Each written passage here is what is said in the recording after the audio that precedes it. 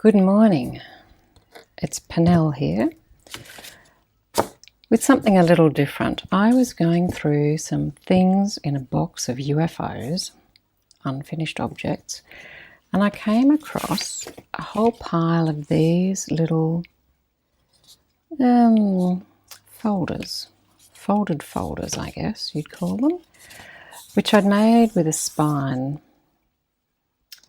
So I thought that this would be a simple thing to actually turn into a little addition to a journal. So I've put together a selection of scrap papers, and I'll just bind that in with a string, fill the pockets with some ephemera, and then that'll be a really nice addition, I hope, to a journal for somebody, for things for them to play with in case they don't have anything.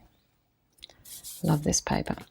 Anyway, it reminded me that many years ago I'd made one like this, but without the spine, I think, for a traveller's notebook.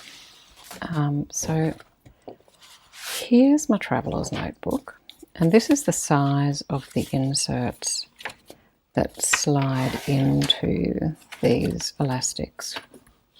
Excuse that noise.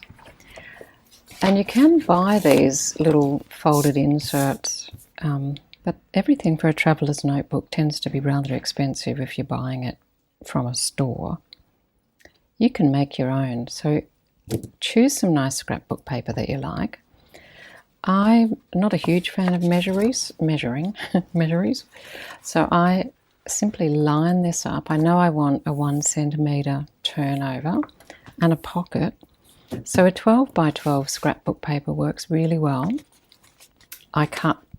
Pretty sure I just cut 2 inches off, and then I'm going to fold it in half. That'll be my first fold. Here's where I realise I don't have my bone folder handy. Never mind. That'll be the first fold, and then let's have a look. On this one, I've done about 1 centimetre, so just a little turnover, whatever you think you'd like. But you do need, because I'm going to trim that here, I need to actually work out my pocket size first. So here's my notebook with its centimetre. So I want to fold this about here. I'm going to have the dragonflies in the inside, because otherwise, if I fold that way, they'll be upside down, and I don't want that. So match that, maybe double check. Oh, see, I've gone a bit too high. Just make sure you leave yourself enough gap here for a turn in. Line it up, crease it, and then to make your pocket, to make your pocket so it looks like it's mirroring that one, we can just fold it in half like this and use your scissors and cut a gentle, or not, whatever you like, curve, and cut right to that fold, so that when that folds up and folds in, you have a gap here, and it's not going to, cause a problem there with it bolting up. So you can even have more of a gap there if you like. Maybe we will line them up again. Actually, that's smarter, isn't it? Cut from the bottom to the top. Much smarter. Okay. So there's our little pockets, and they're now done. Now what we're going to do is fold down our top. And I guess actually what you might want to measure, if you have a traveller's notebook cover, measure it against that, because it could be a little larger than your inserts. So if I hold that there, it is actually going to be about the centimetre, isn't it?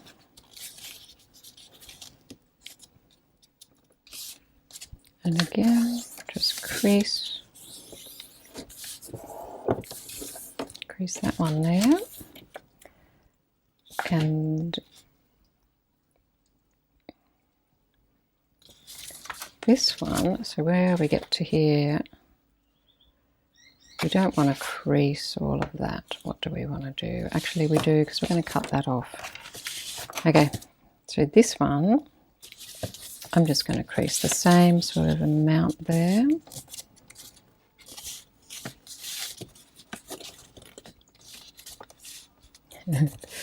This will drive people who like measuring mad, but people like me who can't be bothered to go and get a scoreboard or a,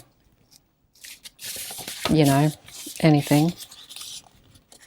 Rough and ready, nothing wrong with that for something like this. And if there is, I won't put it up on YouTube. Okay, so now we have all our folds. We want to cut out our little corners so that they behave themselves. It'd be easier to see that on this side, I think. So just a little cut there.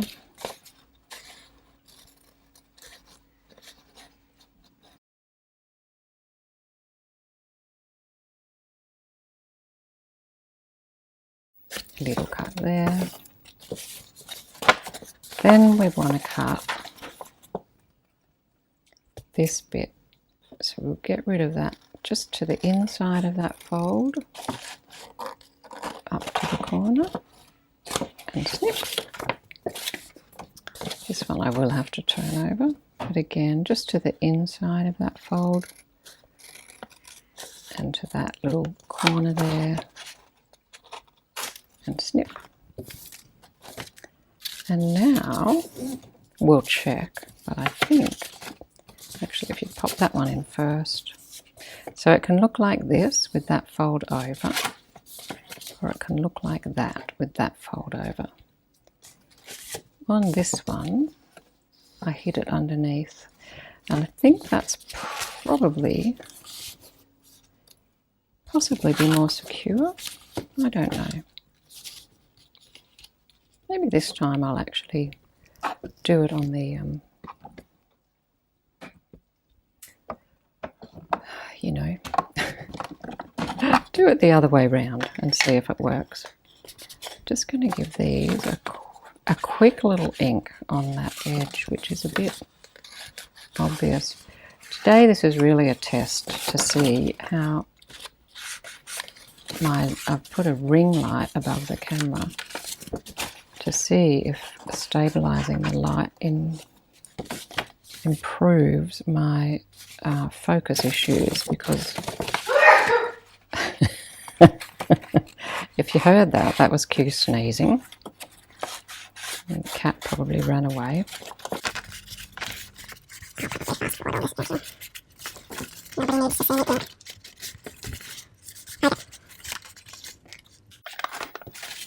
Now let's try the gluing. So I'm going to glue my long sides first and see how this works. Oops.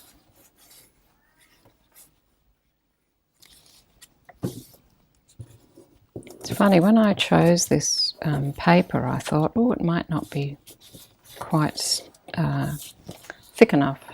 You know, I thought maybe more of a cardstock would work, but it's actually fine because, of course, you're doubling it over. So it works just fine. And I realised, having done this, that my my paper really matches my cover very nicely. Look at that. It was not deliberate. It was just the first paper I pulled out of a pile of papers that I actually bought from somebody on Facebook who was giving up her card making. Okay, so those are holding. Now we'll do the top one. And possibly part of the desk, because that's what I do. Whoops.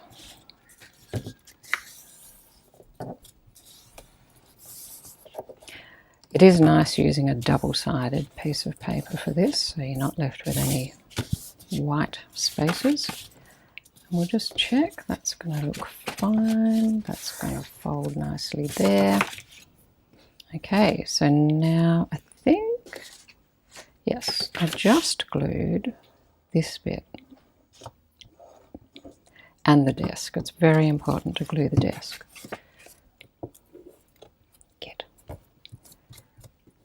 And I guess if you were worried about this lifting, you could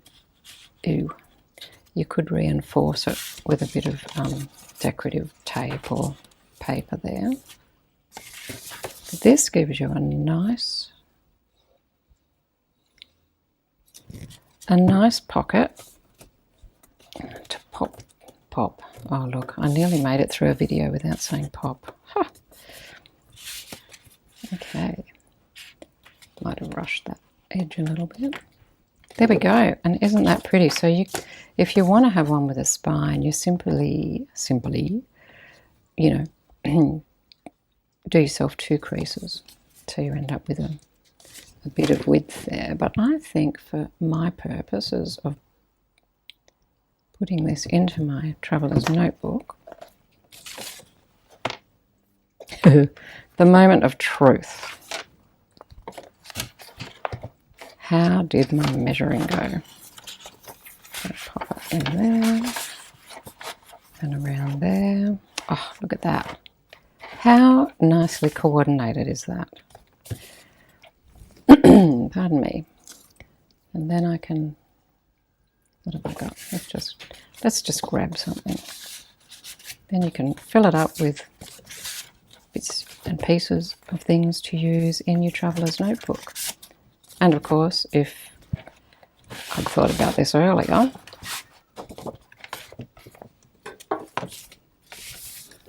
I would have brought something to decorate it with, but actually, I've got the offcut of my dragonflies. So perhaps, ooh, look at that. Maybe we'll just do a little tuck on the front here. It could be quite nice. I think I want that bit though. Or either way, I'm going to lose a bit of a dragonfly. Okay, maybe I'll do this one.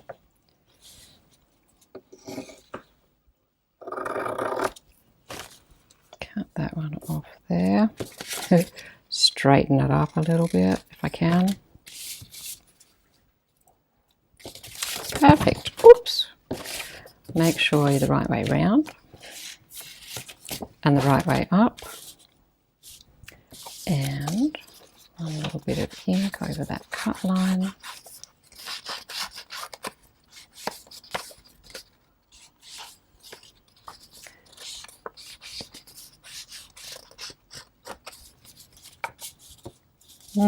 It could be a little slip-in belly band or a tuck, or I could do what Q did the other day and let's do that. Going to have it just as a belly band, but offset, not in the middle.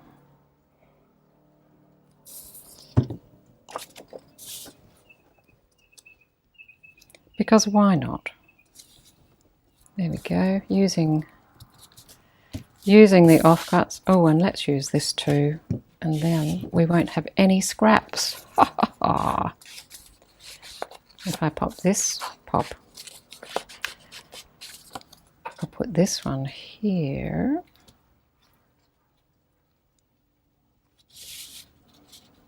Could be a little pocket, could be a little tuck. Might just curve this corner. I do like curving the corners on tucks like this so that they're less inclined to tear. Glue those 2 edges. And I missed the desk that time, whoops. Just for a change. Okay. You've got to be happy with that. Look at that. A free little insert with 2 inside pockets and a belly band and a tuck. There you go. I love that. I hope you've played along and made yourself an insert and discovered the joy of winging it without a ruler or a bone folder for that matter, just with your eyeballing measurements and thumbs. Oh, might have to start using my traveller's notebook again now. I really like this. I will see you next time. Bye for now.